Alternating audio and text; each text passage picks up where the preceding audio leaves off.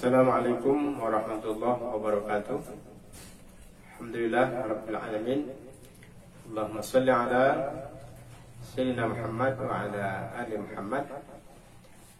Alhamdulillah, berjumpa kembali dalam kajian kita pada hari ini.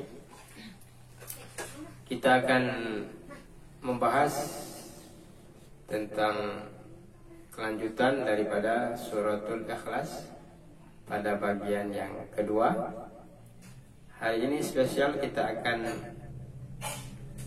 mendalami keutamaan-keutamaan daripada suratul Ikhlas ini dari dua kitab tafsir, yakni yang pertama kita akan mengkaji tafsir Qurtubi dan kitab tafsir yang dikarang yang berjudul Tafsir Ibnu Katsir. Mudah-mudahan akan ada temuan-temuan baru, keutamaan-keutamaan yang baru yang akan kita dapatkan dari kajian kita surah Al-Ikhlas dari dua kitab tafsir tersebut. Tafsiru suratul Ikhlas wahya makiyah. Jadi surat Al-Ikhlas ini adalah surah di dalam Al-Quran yang di sini dijelaskan wahya makiyah, maksudnya itu yang diturunkan oleh Allah di periode makiyah. Jadi Al-Quran itu ada dua tempat penurunannya. Ada periode makiyah, yakni ayat-ayat yang diturunkan di kota Makkah, dan ada periode madaniyah, yakni ayat Al-Quran yang diturunkan di kota Madinah. Nah, suratul Ikhlas ini adalah surah yang diturunkan pada periode makiyah ketika Nabi masih berada di kota Makkah. Nah, salah satu ciri daripada ayat Al-Quran yang diturunkan di makiyah, di kota Makkah ini adalah dia lebih singkat, ayatnya lebih singkat. Sebagaimana yang dijelaskan pada video pertama dalam tafsir suratul Ikhlas ini, di sini dijelaskan di dalam kitab tafsir Ibnu Katsir dijelaskan tentang asbabun nuzul sebagaimana yang saya sampaikan pada video sebelumnya.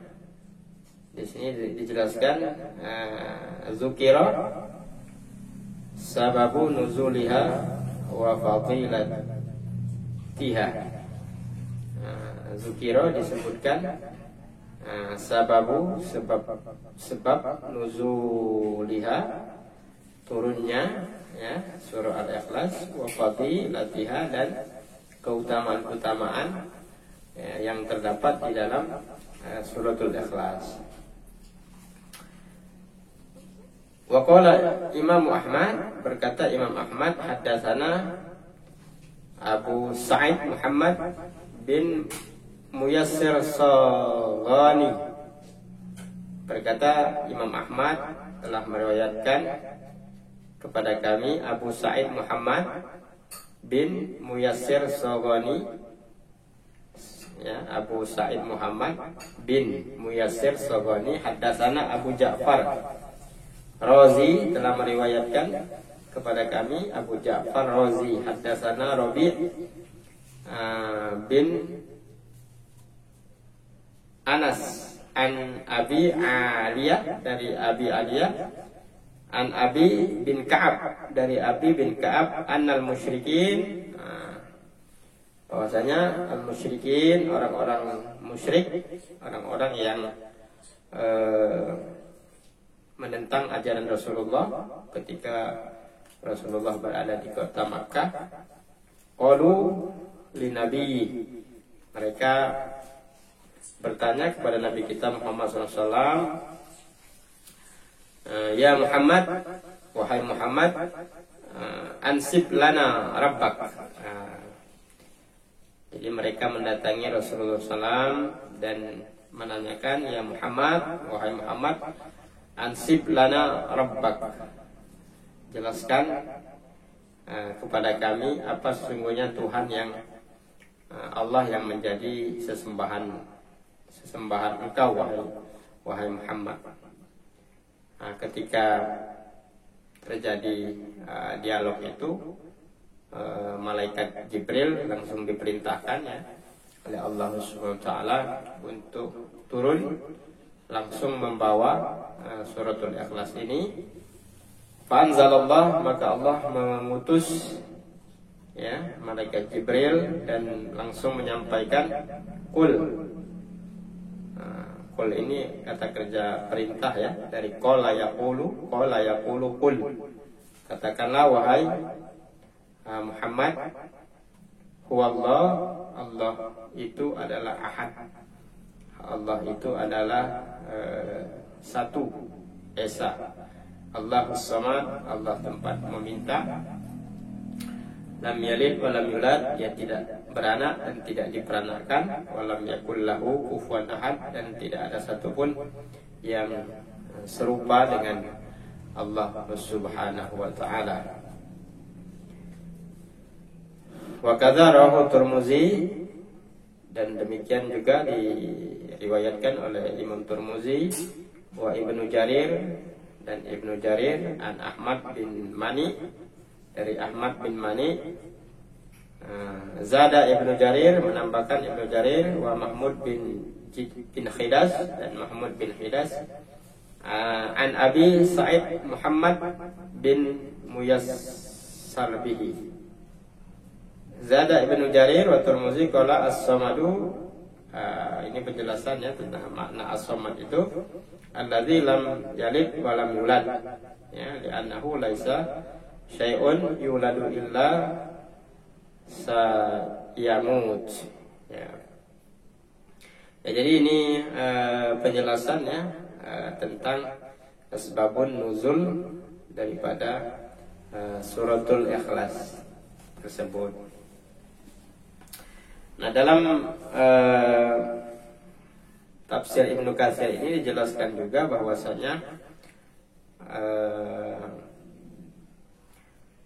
bahwasanya suratul Ikhlas ini adalah, kalau kita baca, merupakan seperti kita membaca sepertiga Al-Quran. Nah, ini ditemukannya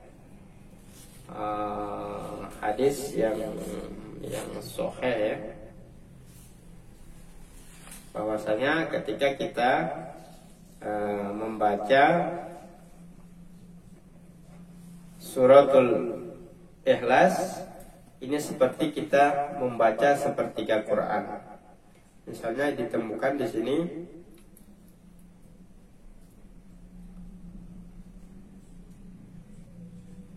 hadis bi kauniha ta'dilu sulusal Quran.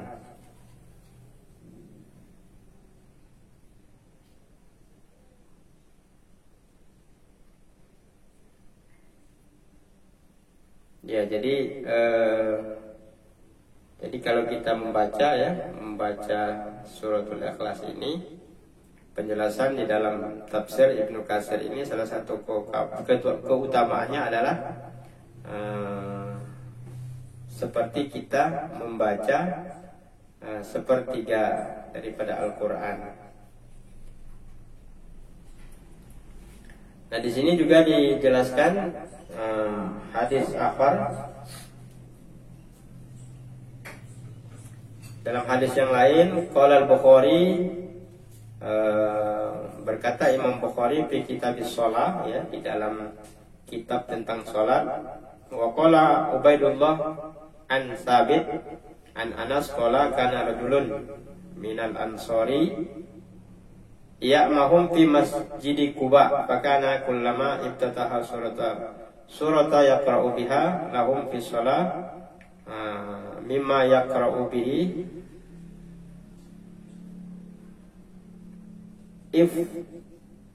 uftutiha qul huwallahu ahad hatta yafrugha minha thumma yaqra'u surata ukhra ma'a wa kana yasna'u dzalika fi kulli rak'ah fakallamahu ashabihi faqalu innaka tuftahu bihadhihi surah thumma la tara annaha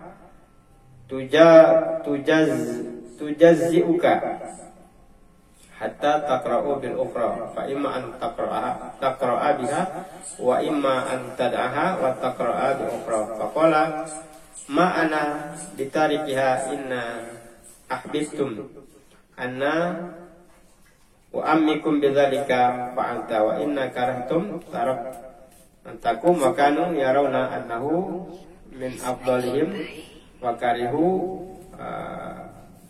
ayyamahum ghairihi falamma atahum an-nabiyya sallallahu alaihi wasallam akhbiruhu al-khabra faqala ya fulan ma yamna'uka an taf'ala ma ya'muruka bi ashabik wa ma hamaluka ala lizumi hadhihi surah fi kulli rak'ah qala inni ahabbuha qala hubbuka iyyaha adkhulukal jannah.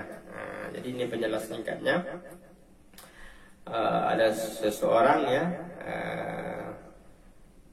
di masjid ya, sholat di dalam masjid ya, Masjid Quba, namanya Masjid Quba ya.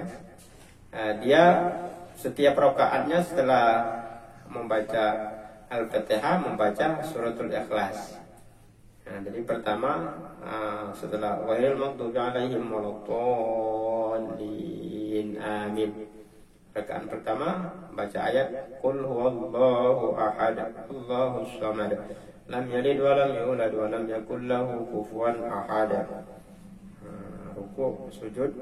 Rakaat kedua setelah membaca suratul Fatihah ghairil maghdubi 'alaihim waladdallin. Maka dia membaca lagi suratul Ikhlas. Qul huwallahu ahad Allahus samad lam yalid wa lam yulad wa lam yakul lahu kufuwan ahad. Jadi sahabat itu merasa aneh dan disampaikan kepada Rasulullah SAW bahwasanya ada seseorang yang menjadi imam ya, yang rakaat pertama dan rakaat keduanya membaca suratul Ikhlas. Maka disampaikan oleh Rasulullah SAW, qala hubbuka iyyaha, maka kecintaanmu kepadanya hadis ini kembalinya aidnya kepada suratul Ikhlas. Kecintaanmu kepada suratul Ikhlas dengan senantiasa membaca suratul Ikhlas adkhalakal jannah, maka sesungguhnya Allah akan memasukkanmu ke dalam surganya Allah SWT karena kecintaanmu dengan sering membaca suratul Ikhlas. Jadi begitu luar biasanya ya keutamaan daripada suratul Ikhlas tersebut. Dalam hadis akhar fi qira'atiha asyra marat ba'dal maktubat ya, hadis yang lain barang siapa membaca asyra marat 10 kali ya suratul Ikhlas ba'dal maktubah setelah sholat 5 waktu. Qala Hafiz Abu Ya'la haddatsana Abdul A'la haddatsana Bashar bin Mansur an Umar bin Nubhan an Abi Shidad an Jabir bin Abdullah qala qala Rasulullah salasun man jaa bihinna ma'al iman. Ada 3 perbuatan ya yang apabila dilakukan ma'al iman, dengan iman kepada Allah, dakhala, maka dia akan masuk dalam surga min ayyi abwabil jannah sya'in, dia akan dimasukkan oleh Allah ke dalam surga, ya, min ayyi abwabil jannah, dari pintu-pintu surga, sya'in, yang dari mana saja pintu surga yang ingin dia inginkan. Nah, jadi pintu surga itu banyak sekali. Nah, apabila kita melakukan 3 hal ini, maka kita diperbolehkan masuk ke dalam surganya Allah.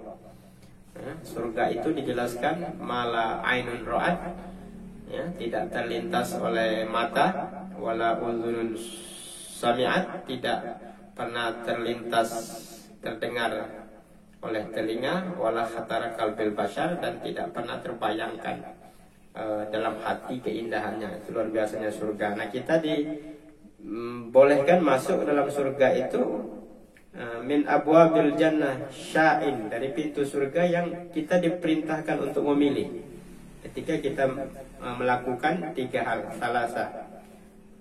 salasa 3 perbuatan ini, ya. Yang pertama,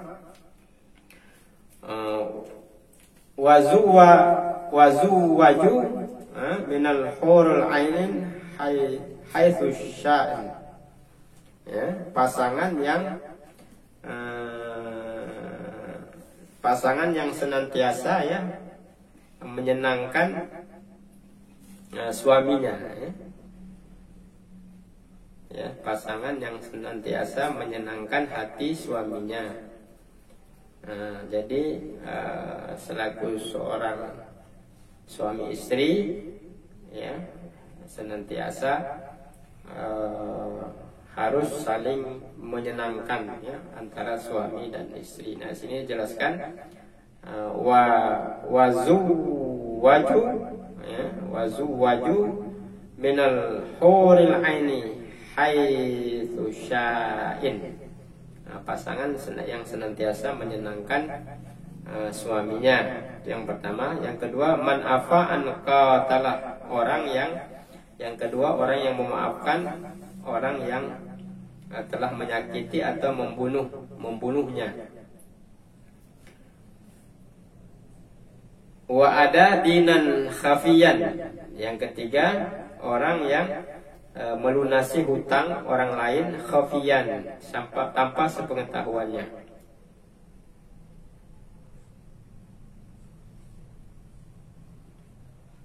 Wa qara'a fi dabari, ya, dan orang yang membaca, ya, setelah kulla salatil maktubah asyara marat, orang yang setelah salat maktubah, salat wajib, senantiasa membaca suratul ikhlas sebanyak 10 kali. Qul huwallahu ahad. Qala Abu Bakar, ditanya, Abu Bakar bertanya kepada Rasulullah, au ihdahunna ya Rasulullah, kalau sekali saja gimana ya Rasulullah? Qala, menjawab Rasulullah SAW, au ihdahunna, walaupun membaca sekali suratul ikhlas tidak sempat 10 kali, maka akan masuk ke dalam surganya Allah dari pintu mana saja yang dia inginkan. Nah, jadi ada 3 perbuatan tadi, ya, yang kita diperintahkan oleh Allah untuk masuk surga dari pintu yang mana saja. Pertama, pasangan yang senantiasa menyejukkan, ya, menyenangkan pasangannya. Yang kedua, orang yang senantiasa memaafkan atas orang yang menyakiti dirinya. Yang ketiga, orang yang melunasi, ya, hutang saudaranya yang seiman khafiyan, ya, secara sembunyi-sembunyi, tidak memberitahu kepadanya. Maka ini akan mendapatkan suatu kehormatan dari Allah SWT, akan memasuki surganya Allah dari pintu surga yang mana saja yang dia kehendaki. Nah, di sini juga dijelaskan hadis di qiraatiha inda dukhulil manzil. Nah, keutamaan daripada membaca suratul ikhlas ketika ingin memasuki rumah. Nah, jadi kalau kita keluar dari rumah, maka di sini dijelaskan jangan lupa kita membaca suratul ikhlas. Apa keutamaannya? Nah, di sini dijelaskan. Qala al-Hafiz Abul Qasim Tabrani haddatsana Muhammad bin Abdullah bin Bakar Sirazil Askari haddatsana Muhammad bin Farad haddatsana Muhammad bin Zabir Ghan an Marwan bin Salim an Abi Zar'ah bin Umar bin Jarir an Jarir bin Abdullah qala Rasulullah man qara'a, barang siapa yang membaca suratul Ikhlas qul huwallahu ahad hina yadkhulu manzilihi, ketika dia ingin memasuki rumahnya dari berpergian, nafatal faqra an ahli dzalikal manzil wal jiran, maka Allah akan menurunkan rezekinya, ya. Nafata itu artinya mengucurkan rezekinya secara lancar, ya, dan akan menghilangkan kefakiran, ya. Jadi luar biasa ya kalau kita keluar dari rumah, ya, nyampai ke rumah. Selama ini barangkali kita tidak punya amalan, masuk rumah hanya assalamualaikum, bahkan kadang tidak assalamualaikum. Nah, di sini dalam kitab tafsir Ibnu Katsir ini dijelaskan ketika kita ingin memasuki rumah kita, jangan lupa membaca suratul Ikhlas. Insyaallah kita akan terbebas dari kefakiran. Jadi ceritanya ini ada seorang yang hidupnya dalam kesusahan, fakir, ya, mendatangi Rasulullah, ya Rasul, ajarkan aku satu amalan agar aku terbebas dari kefakiran. Maka Rasulullah mengajarkan kepada sahabatnya ini untuk senantiasa membaca suratul Ikhlas fi manzilihi, ketika dia sampai di rumahnya. Mudah-mudahan para sahabat, kajian singkat kita terkait suratul Ikhlas pada bagian yang kedua ini akan ada manfaatnya, dan senantiasa kita bermohon kepada Allah untuk senantiasa dalam maunah, dalam maghfirah, dalam rahmat Allah SWT. Demikian yang dapat kita sampaikan. Billahi nasta'in. Wassalamualaikum warahmatullahi wabarakatuh.